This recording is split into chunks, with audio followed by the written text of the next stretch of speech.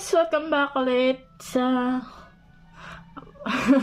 for today's video. So, ang gagawin natin ngayon, magpapacheck up tayo.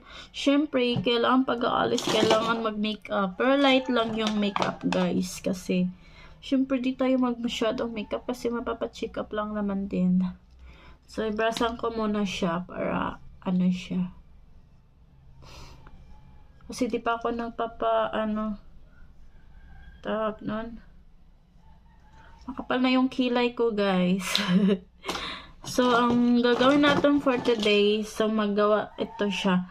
Very light lang siyang makeup kasi mapapacheck up lang naman. Ito siya, liquid eyeliner. O, foundation pala.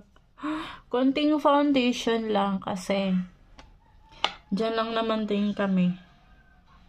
Yan, ganyan siyang kulay. Ito. So,